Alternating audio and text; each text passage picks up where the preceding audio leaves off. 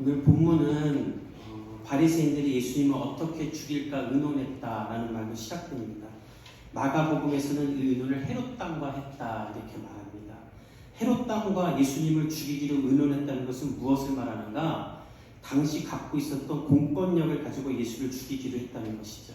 왜 이들은 합법적으로 예수님을 잡아서 죽이려고 했는가? 우리가 지난주에 보았던 대로 예수님은 바리새인들과 안식일에 대한 논쟁을 하셨습니다. 하나님 안에 거하는 축복, 그 그날 안에서 쉬는 날을 율법을 지키는 날로 만든 바리새인들로부터 예수님은 다시 되찾고 싶었던 것이죠. 그래서 하나하나 고치십니다. 하나님의 자녀인 우리가 이 안식일에 하나님을 만나고 하나님 안에서 쉴 수 있도록 그들이 만들어 놓은 세상을 고치신 것이죠. 바리새인들은 무엇을 주장했냐면 안식일에 성인 남자 10명이 모여야지만 예배가 합법적이다라고 주장을 했어요. 주일날 예배 드리려면 성인 남자 10명이 있어야 된다. 근데 문제는 뭐냐면 안식일에 또 900m 이상 걸으면 안 된다라는 법이 있었어요. 성인 남자 10명이 모여야 예배가 합법적인데 또 900m 이상을 걸으면 안 된다. 그러니까 성인 남자 10명이 모이려면 안식일 전날 예배 드리기로 한 곳 근처에 가서 자기도 했다고 그러고, 어떤 때는 900m를 걷기 전에 땀이 나기 전에 잠깐 쉬면 또 900m를 걸어갈 수 있다라는 법칙을 또 만들어서 그렇게 예배를 드렸다고 해요. 율법이 율법을 낳는 일을 계속 만들었던 것이죠. 근데 예수님은 무엇라고 말씀하셨는가? 우리가 잘 아는 것처럼 두세 사람만 모여도 나도 그들 중에 있다. 또 바리새인들은 무슨 말을 했냐면 오직 예루살렘에서만 기도해야 된다. 그래야 그 기도를 하나님이 들으신다. 그러나 예수님은 요한복음 4장에 뭐라고 말씀하시냐면 누구든지 어디에서든지 영과 진리로 예배하면 하나님이 우리와 함께 하신다. 이 자리에 하나님이 우리와 함께 하신 줄 믿습니다. 아멘. 그리고 지난주에는 안식일에는 아픈 사람 고치면 안 됩니다. 그것도 일한 거기 때문에. 그리고 예수님을 공경에 빠뜨리려고 손이 많은 사람을 회당으로 데려와서 예수님께 말하죠. 안식일에 손 고치는 것이 옳은 일입니까? 그때 예수님이 말씀하십니다. 너희는 안식일에 양이 구덩이에 빠지면 안 건지냐? 사람이 양보다 귀하지 않느냐? 그리고 그 사람을 고쳐요. 예수님이 단 하나의 허점도 오류도 없이 평생 자기가 지켜온 자신들의 상아탑을 무너뜨리니까 예수님을 죽이고 싶었던 거예요. 어떤 사람이 화내고 과격해지는가? 잘못했으나 틀렸으나 그것을 인정하지 않는 사람이 그렇게 하는 거예요. 잘못했음에도 고칠 생각이 없으니까 죄의 장성을 이루는 겁니다. 그래서 공권력을 투입해 예수님을 죽이자. 특별히 오늘 본문에 이 죽이다는 원문을 보면 멸망과 소멸을 뜻해요. 즉 예수님을 죽임으로 예수님이 말했던 모든 가르침도 소멸하자. 이게 바리새인들의 작전이었어요. 그들에게는 옳고 그름이 없습니다. 오직 내가 만든 세상, 내가 원하는 세상만이 중요해요. 그래서 옳은 것을 말하는 예수님도 죽이려고 하는 거예요. 이것이 세상입니다. A.W. 토저 목사님은 이렇게 말씀하셨어요. 세상은 잘못된 방향으로 나아가는데 천부적인 소질을 가진 것 같다. 교육 수준이 높은 것과 상관없이 새로운 사상과 방법을 만들어 자신들이 원하는 세상을 만든다. 우리가 사는 세상도 마찬가지죠. 이 세상은 다 나를 위한 세상을 만들려고 합니다. 성경은 이것을 죄라고 말하죠. 우리는 하나님의 영광을 위해 존재하는 피조물인 줄 믿습니다. 그러나 인간은 나를 위해 살자고 말해요. 그것이 어디까지 왔는가? 차별 금지하자, 모든 것 허용하자, 잘못된 것은 없다, 틀린 것은 없다, 다 다를 뿐이자 인정하자. 그리고 우리가 하나님의 말씀대로 살아야 된다고 말하며 절대적인 진리와 기준을 말하며 오히려 기독교인들을 비판합니다. 왜 너희들은 니네 것만 옳다고 말하냐? 남자와 여자가 결혼해서 아이를 낳고 사는 자연의 순리, 이것을 말하면 우리 보고 비정상이라고 해요. 모든 동물들이 하는 그 일대로 사는 것이 자연의 순리입니다. 그것을 주장하는 우리에게 너희들은 독선적이다라고 이야기하죠. 예수님 때도 마찬가지였던 것입니다. 그들은 예수님의 말하는 정답을 들을 생각이 없었어요. 그래서 예수님을 죽이고자 했던 것이죠. 근데 그때 예수님은 어떻게 하시는가? 더 이상 하나님의 말씀을 들으려고 하지 않는 그들에게 예수님이 어떻게 하는지를 우리가 보고 배워서 우리도 이 세상 가운데 예수님처럼 살 수 있기를 축복합니다. 아멘. 그 말씀이 15절과 16절에 있는데 우리 한번 같이 읽어보도록 하겠습니다. 시작. 예수께서 아시고 거기를 떠나시니 많은 사람이 따르는지라. 예수께서 그들의 병을 다 고치시고 자기를 나타내지 말라 경고하셨으니. 오늘 15절을 보면 예수께서 아시고 거기를 떠나셨다. 예수님은 다 아셨어요. 일부러 손 많은 사람 데리고 와서 병 고치는지 안 고치는지 보는 것도 알았고, 고치고 난 후에는 회록당을 통해서 자신을 죽이려는 것도 아셨어요. 그래서 예수님은 어떻게 했냐면 더 이상 그들과 싸우지 않고 그냥 그 자리를 피하십니다. 싸우지 않으세요. 근데 이 본문을 가지고 제가 고등학교 때 세계사 선생님이 어떤 말을 하셨냐면, 넌 크리스찬이셨는데 이 본문을 가지고 예수는 중요한 일마다 자기에게 피해가 올 때마다 잘 도망다녔다 이렇게 말하시더라고요. 그래서 잘 도망다니면서 자기 일을 해야지 사람이 성공할 수 있다 이런 말을 하셨어요. 근데 그분이 모르는 게 있어요. 예수님은 생명을 더 연장하려고 피한 것이 아닙니다. 살기 위해서 피한 것이 아니에요. 오늘 예수님이 만약에 더 살고자 피한 것이라면 애초에 이 바리새인들이 모여있던 회당도 가지 않았을 것입니다. 우리가 지난주에 봤지만 예수님은 직접 바리새인들의 회당으로 들어가셨어요. 그리고 그들이 무슨 일을 꾸미는지 알았지만 피하지 않고 사람을 고치셨어요. 아마 더 살고자 했다면 애초에 이곳을 들어가지도 않았을 것입니다. 그리고 더 살고자 했다면 오늘 15절에 있는 본문처럼 행하지 않으셨을 거예요. 예수님은 피하신 다음에 숨어 계시지 않았어요. 무슨 일을 했는가? 수많은 무리가 있는 곳에서 그들의 질병을 고치셨어요. 이것은 무엇을 의미하는가? 예수님이 어디에 있는지 이동 경로가 다 공개되고 있었던 것이죠. 즉 예수님은 살기 위해 피하신 것이 아니에요. 손 많은 사람도 고칠 수 있는 능력을 가진 예수님이 뭐가 무서워서 바리새인들을 피하겠습니까? 저는 상상할 때 손이 많은 사람을 고칠 수도 있었다면 거꾸로 바리새인들의 손도 마르게 하실 수 있었을 거예요. 또 예수님에게는 자신을 따르는 수많은 군중이 있었죠. 그 사람들을 자신의 세력으로 만들면 바리새인들과 맞설 힘도 있었을 것입니다. 근데 그 자리에서 그냥 피하세요. 그리고 묵묵히 자신에게 맡겨진 일을 합니다. 수고하고 무거운 짐을 진 사람들, 병든 사람들, 그들을 고치고자 예수님은 자신의 일을 하세요. 그리고 무슨 말씀을 하시는가? 아주 특별한 말씀을 하시는데 16절에 보면 자신을 나타내지도 말라고 경고를 하세요. 그냥 주의를 주거나 당부를 주는 정도가 아니라 경고를 하세요. 이 나타나다가 원문을 보면 반짝반짝 빛나다라는 뜻이에요. 그러니까 지금 예수님은 자신이 하시는 일로 말미암아 반짝반짝 빛나고 있는 거예요. 수많은 사람들이 병고침을 받았고 위로를 받고 있어요. 그렇게 빛나고 있는 자신을 나타내지 마라. 그걸 경고하시는 거예요. 왜 예수님은 바리새인들과의 논쟁을 피하고 높임을 받는 자리에서는 경고까지 주시면서 나타내지 말라고 하셨는가? 그 이유가 17절에서 21절에 나옵니다. 우리 함께 한번 읽어보겠습니다. 시작. 선지자 이사야를 통하여 말씀하신 바, 보라 내가 택한 종 곧 내 마음에 기뻐하는 바 내가 사랑하는 자로다. 내가 내 영을 그에게 줄 터이니 그가 심판을 이방에 알게 하리라. 그는 다투지도 아니하며 들레지도 아니하니 아무도 길에서 그 소리를 듣지 못하리라. 상한 갈대를 꺾지 아니하며 꺼져가는 신지를 끄지 아니하기를 심판하여 이를 때까지 하느니 또한 이방들이 그의 이름을 바라리라 함을 이루려 하십니다.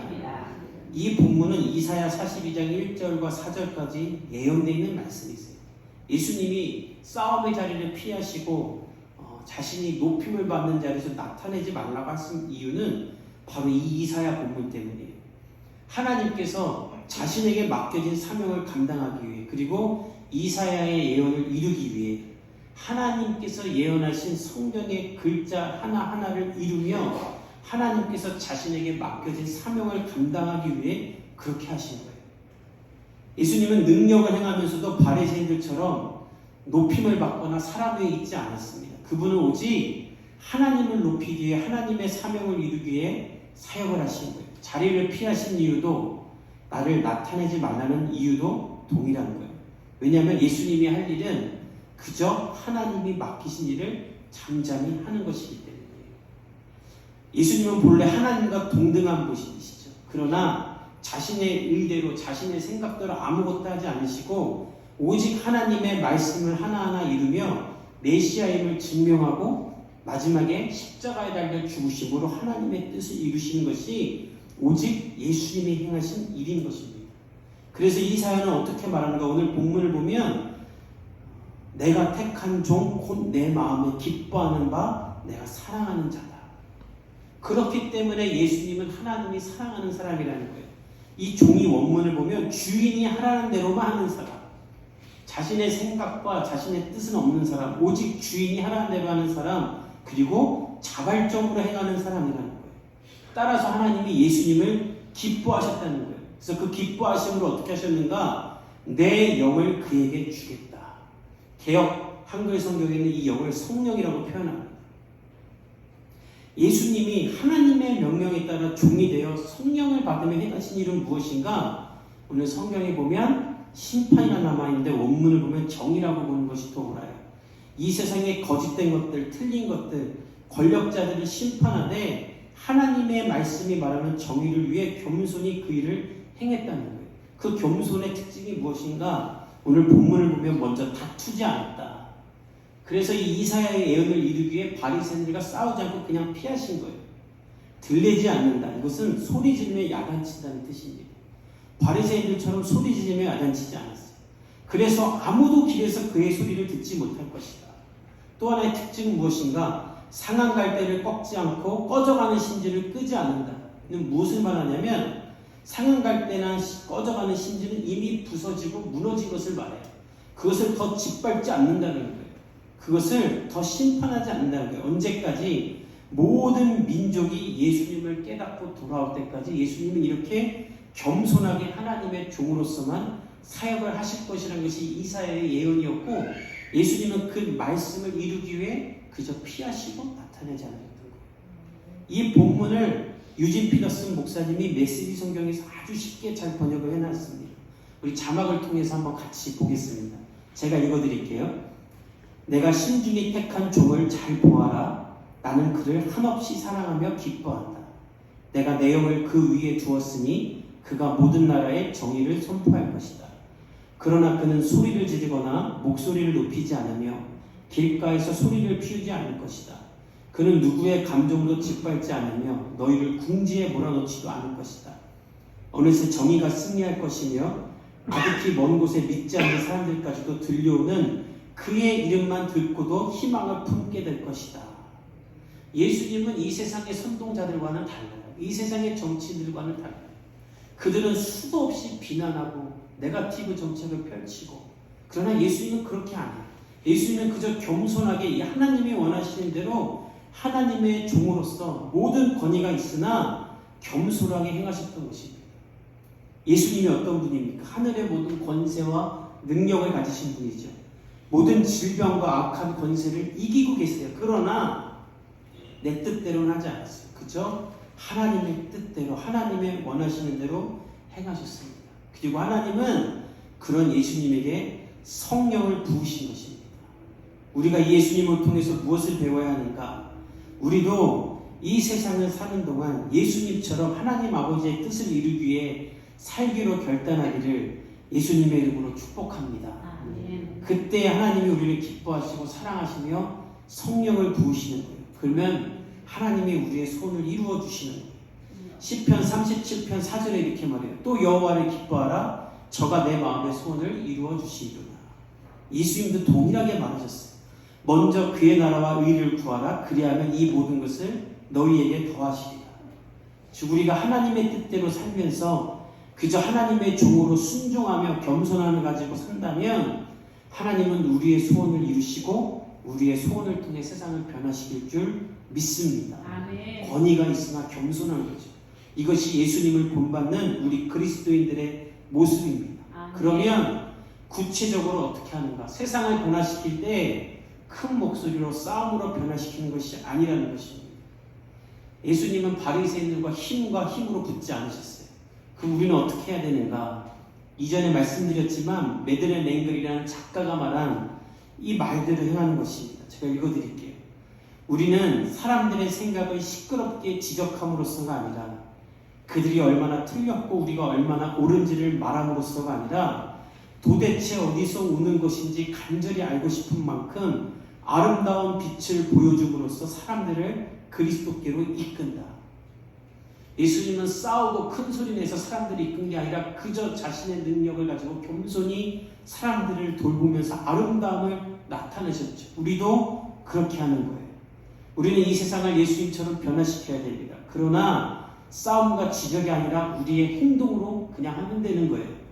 세상이 악해져 갈 때 우리는 더 선해져 가고, 세상이 성경을 떠날 때 우리는 더 성경을 따라가고, 세상이 자기를 사랑하며 자신을 위해 모든 것을 행할 때 우리는 더 하나님을 사랑하고 하나님을 위해 살아가면 그때 하나님이 우리를 기뻐하시며 성령을 주실 줄 믿습니다. 아멘. 그러면 구체적으로 무엇을 해야 되는가? 먼저 성경을 보고 또 세상을 봐야 됩니다. 이 두 가지가 함께 가야 돼요. 예수님이 그렇기 때문에 세상을 바꿀 수 있었어요. 요한복음에 보면 예수님은 말씀 그 자체였어요. 하나님의 말씀을 이루셨어요. 그리고 그 말씀 자체가 30년 동안 이 세상에 살면서 이 세상을 보셨습니다. 그래서 말씀과 세상을 알았기 때문에 하나님의 말씀으로 무엇을 고치고 회복해야 되는지를 정확히 아셨어요. 그래서 이 세상을 바꾸셨죠. 종교개혁을 이끌었던 마틴 루터도 마찬가지였어요. 그는 교회에 문제가 있다는 걸 알았어요. 교회에 문제가 있다. 도대체 무엇이 문제일까? 성경을 보니까 그 문제를 깨닫게 됐어요. 그리고 99가지의 문제를 세상으로부터 드러냄으로써 세상을 변화시켰어요. 말씀을 알고 세상을 알아야 이 세상을 하나님께로 돌이킬 수 있습니다. 그래서 돌아오는 한 주 우리가 하나님의 말씀을 보고 뉴스를 보면서 여러분들이 무엇을 해야 될지를 꿈꿀 수 있기를 예수님의 이름으로 축복합니다. 우리가 꿈꾸는 것이 아파트 사는 거고 자동차 사는 것이 꿈이 되어서는 안 됩니다. 우리가 사는 세상을 보십시오. 아파트 입주민이 자기 경비하는 분을 때려서 죽이는 나라가 우리나라예요. 자기 아이의 목에 대목걸이를 걸고 베란다에 가둔 부모가 있었고, 심지어 아이를 가방에 넣고 잠그고 나가서 죽인 부모도 있었어요. 며칠 전에는 고등학생들이 무면허로 역주행 운전을 해서 6명을 죽였고, 마스크 쓰라 했다고 버스 운전기사를 목으로 무는 사람도 있는 것이 이 세상입니다. 코로나19로 사람이 죽어나가는데도 여전히 술 먹고 춤을 추며 게임을 하겠다는 사람이 즐비하고, 이 시국에 전쟁하겠다는 사람들도 있는 나라예요. 이때 우리는 하나님 앞에서 나는 무엇을 해야 됩니까? 내가 이때 하나님의 어떤 종이 되어야 됩니까? 말씀을 보고 세상을 보면서 하나님 앞에 깨달을 수 있기를 예수님의 이름으로 축복합니다.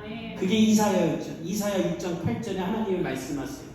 내가 누구를 보내면 누가 우리를 위하여 갈까? 하나님이 이 말을 하세요. 그때 이사야가 말해요. 내가 이르되 내가 여기 있나이다. 나를 보내소서. 하나님은 지금 21세기 이사야를 찾고 계시는 줄 믿습니다. 내가 가진 것을 가지고 하나님 이 세상에 내가 무엇을 해야 됩니까? 고민하며 말씀을 읽고 기도하는 그런 한 주가 시작되기를 예수님의 이름으로 축복합니다. 오늘 본문에 보면 18절에 그 사람에게 내가 내 영을 그에게 주겠다. 원문을 보면 내가 내 영을 그 사람 위에 주겠다는 거예요. 그 사람 위에만 부으시겠다는 거예요.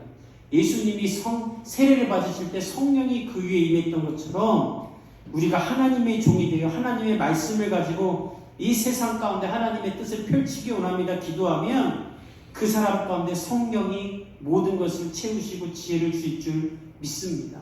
따라서 돌아오는 한 주 예수님을 따라 하나님의 말씀 안에 거하며 예배하며 기도하며 세상을 볼 수 있기를 축복합니다. 우리가 기도한 것처럼 결단한 것처럼 매일 밤 10시에 기도하고 큐티하면서 말씀을 읽고 그리고 세상을 보고 그렇게 나간다면 예수님께서 우리를 사용하셔서 이 세상을 변화시킬 줄 믿습니다. 예레미야에게 예수님이 말씀하시죠. 넌 어리다고 말하지 말아라. 내가 너를 사용하겠다. 우리가 어리다고 작다고 없다고 우리 교회가 뭐가 없다고 말할 것이 아니라 하나님 뜻 안에 거하면 크신 하나님이 우리에게 크신 영으로 임해주실 줄 믿습니다. 돌아오는 한 주 그렇게 되기를 예수님의 이름으로 축복합니다.